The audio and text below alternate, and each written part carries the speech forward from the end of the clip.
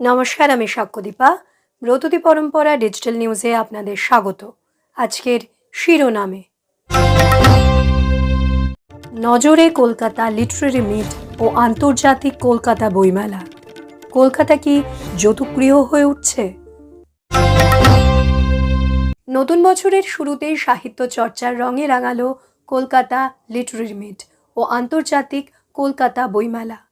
একদিকে রক্তকরবী নিয়ে আলোচনা, অন্যদিকে ব্রততী বন্দ্যোপাধ্যায় ও কৃষ্ণ সর্বরী দাশগুপ্ত সম্পাদিত কবিতার সংকলন ভালোবাসাবাসী কবিতা বইয়ের প্রকাশ। সাহিত্য আর ভালোবাসার মিলনেই ধরা দিল কলকাতার সংস্কৃতির প্রাণ।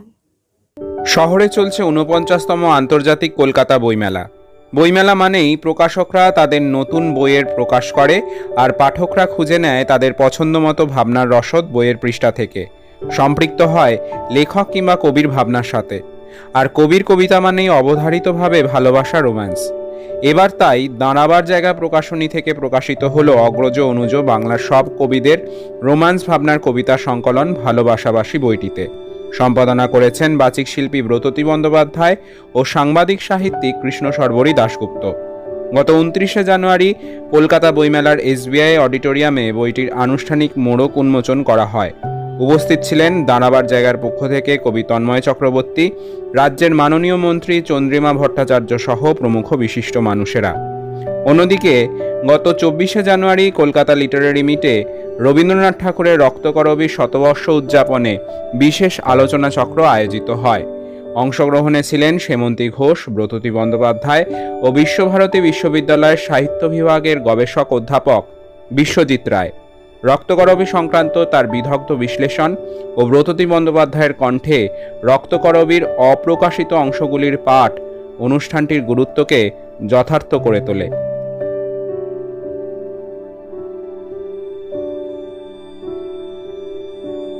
গ্রন্থ প্রকাশের যে শতবর্ষ, সেই শতবর্ষকে মনে রেখে আজকে আমরা এখানে রক্তকরবীর পূর্ববর্তী খসড়াগুলো পড়লাম এবং ব্যাখ্যা করলাম। আমি বিশ্বজিৎ রায়, ব্রততী বন্দ্যোপাধ্যায় ও সেমন্তী ঘোষ তিনজনে মিলে রক্তকরবী কীভাবে প্রতীককে অতিক্রম করে বাস্তবের সঙ্গে মিশে যাচ্ছে সে বিষয়ে কথা বললাম।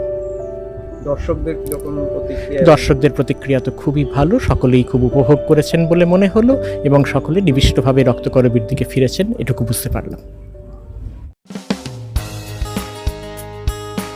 ব্রততী পরম্পরা ও কাব্যায়নের বিভিন্ন শাখায় অফলাইন ও অনলাইন আবৃত্তি প্রশিক্ষণের জন্য ভর্তি চলছে। কবির রোড, সল্টলেক, বারাকপুর, সোনারপুর, চুঁচুড়া, বেহালা, শ্রীরামপুর, শ্যামবাজার ও শান্তিনিকেতন শাখায় ভর্তির জন্য যোগাযোগ করুন এই নাম্বারগুলিতে।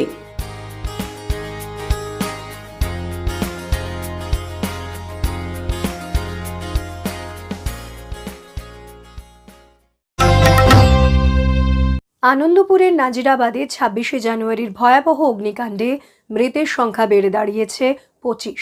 নিখোঁজ এখনও কয়েকজন। সেই আতঙ্ক কাটতে না কাটতেই লেকটাউনের এক নামী রেস্তোরাঁয় ফের আগুন। শহরের বুকে একের পর এক অগ্নিকাণ্ড স্বাভাবিকভাবেই তুলে দিচ্ছে প্রশ্ন, এই গাফিলতির দায় কার? এমন পরিস্থিতিতে নজর ফেরানো জরুরি রাজ্য ফায়ার সার্ভিসের আইন কানুন ও তার প্রয়োগের দিকে। আবারও শহর কলকাতার বুকে জ্বলল আগুন, পুড়ল কারখানা, ছাই হয়ে গেল কিছু নিরপরাধ মানুষ। বলছি আনন্দপুরের নাজিরাবাদের সাম্প্রতিকতম মর্মান্তিক অগ্নিকাণ্ডের কথা। রাতের অন্ধকারে ঘুমের মধ্যে ২৫টা প্রাণ কেড়ে নিল বিধ্বংসী আগুন। বেশ কয়েকজন এখনো নিখোঁজ। জনপ্রিয় মোমো প্রস্তুতকারী সংস্থার ২ আধিকারিক গ্রেপ্তার হয়েছে। প্রধানমন্ত্রীর জাতীয় ত্রাণ তহবিল থেকে নিহতদের পরিবার পিছু ২ লক্ষ টাকা এবং আহতদের ৫০,০০০ টাকা করে দেওয়ার ঘোষণাও হয়েছে। কিন্তু প্রশ্ন হলো, কোনো প্রাণীর বিকল্প কি কোনো অর্থমূল্য হতে পারে? নিশ্চয়ই সকলে বলবেন না। তবু তো আমাদের রাজ্যে একের পর এক অগ্নিকাণ্ডের ঘটনা ঘটে চলেছে। কখনো বাসে আগুন, কখনো রেস্তোরাঁয়, আবার কখনো গুদামে। এর ফলে যে বিষয়টা বারবার সামনে আসছে সেটা হলো গাফিলতি। কারণ অনেকেই অগ্নি নিরাপত্তা নিয়ে মাথা ঘামাতে চান না যতদিন না বড় সড় কোনো বিপদ ঘটে। আবার প্রশাসনের তরফ থেকেও গুরুত্বের যথেষ্ট অভাব চোখে পড়ে। তবে আইন কানুন সুরক্ষা সবই রয়েছে অগ্নি নিরাপত্তায়। যেমন দেখুন, ফায়ার সেফটি নিয়ে 4P'র কথা অনেকেই জানেন না। প্রথম P প্রতিরোধ, মানে কর্মক্ষেত্রকে পরিষ্কার এবং ঝুঁকি মুক্ত রাখা। দ্বিতীয় P পরিকল্পনা, যার অর্থ অগ্নি নিরাপত্তার জরুরি পদ্ধতি প্রস্তুত করা এবং অনুশীলন করা। তৃতীয় P প্রোটেকশন, যার অর্থ অ্যালার্ম, স্প্রিংকলার এবং অগ্নি নির্বাপক যন্ত্র বজায় রাখা। এবং সবশেষে প্র্যাকটিস, যার অর্থ নিয়মিত অগ্নি নিরাপত্তার মহড়া পরিচালনা করা এবং প্রশিক্ষণ পুনর্নবীকরণ করা। নিয়মাবলীতে আরও আছে যে কোনো উচ্চ ঝুঁকিপূর্ণ ভবনের জন্য অগ্নি নিরাপত্তার সার্টিফিকেট অবশ্যই থাকতে হবে। এবার দেখা গেছে সাম্প্রতিকতম অগ্নিকাণ্ডে নিরাপত্তার কোনো বালাই ছিল না। আগুন লাগার সময় এবং পরবর্তী সময়ে কিছু পদক্ষেপ করতে হতো, সেটা এখানে করা হয়নি। আইন মেনে এখানে অগ্নি নিরাপত্তার ব্যবস্থা সুনিশ্চিত করার প্রয়োজন ছিল। ফায়ার অ্যালার্ম, অগ্নি নির্বাপন ব্যবস্থা, আগুন লাগলে দ্রুত বেরোনোর জায়গা থাকা উচিত ছিল, কিন্তু এখানে সে সবের খামতি থেকেছে। অনেক বড় বিল্ডিং থেকে রেস্তোরাঁ, বাইরে ঝাঁচকচকে আবরণে অনেক ক্ষেত্রেই এভাবেই ঢাকা পড়ে যায় প্রাণের নিরাপত্তার সুব্যবস্থা।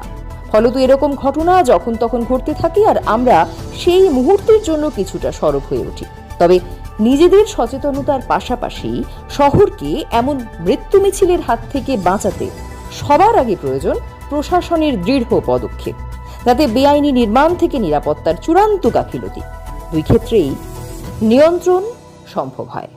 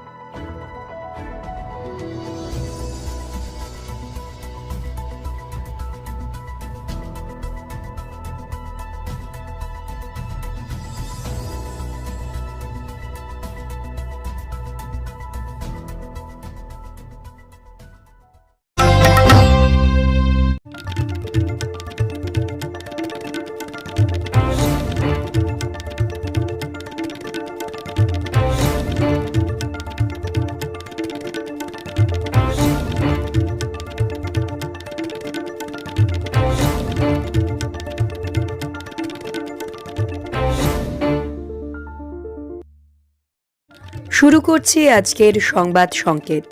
প্রতি বছরের মতো চলতি বছরেও সাহিত্য, সংস্কৃতি থেকে শিল্পকলা নানা ক্ষেত্রে অসামান্য অবদানের জন্য মোট 11 জন বাঙালি পেলেন পদ্মশ্রী সম্মান। সেই সম্মানের তালিকায় যেমন রয়েছেন টলিউডের সুপারস্টার প্রসেনজিৎ চট্টোপাধ্যায়, তেমনই রয়েছেন তবলাবাদক কুমার বোস। সাহিত্য ও শিক্ষার জন্য অশোক কুমার হালদার, গম্ভীর সিং ইয়ঞ্জন প্রমুখ। শিল্পকলা ক্ষেত্রে তৃপ্তি মুখোপাধ্যায়, তরুণ ভট্টাচার্য এবং মেডিসিনে সরোজ মণ্ডল। ইন্দোনেশিয়ার বোর্নিওর পূর্বে অবস্থিত সুলাওয়েসি দ্বীপে অতীতেও যেমন বিভিন্ন গুহাচিত্রের সন্ধান মিলেছে, সেরকমই আবারও এক গুহায় পাওয়া গিয়েছে কিছু আদিম হাতের ছাপ, যা অন্তত ৬৭,৮০০ বছরের পুরনো বলে মনে করেছেন গবেষকেরা। অদৃশ্য থাকা এই হাতের ছাপগুলি দেখে ভূ রসায়নবিদ ম্যাক্সিম অবার্ড বলেন, তারা গুহার দেওয়ালে হাত রেখে তার উপরে কোনো লাল রং ছড়িয়ে দিয়েছিল। তবে কেন করেছিল এই কাজ তা এখনই সঠিকভাবে বলতে পারা যাচ্ছে না।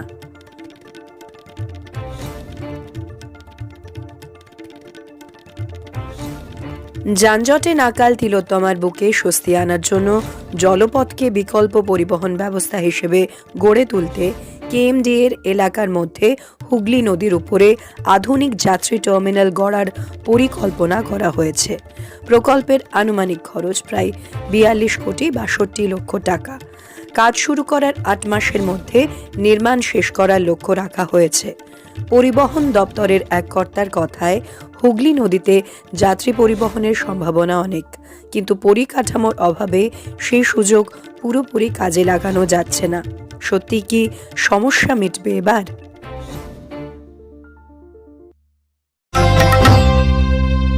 আজকের খবর এ পর্যন্তই। পরবর্তী সংবাদের জন্য চোখ রাখুন ব্রততী পরম্পরা ডিজিটাল নিউজ চ্যানেলে আগামী রবিবার। নমস্কার।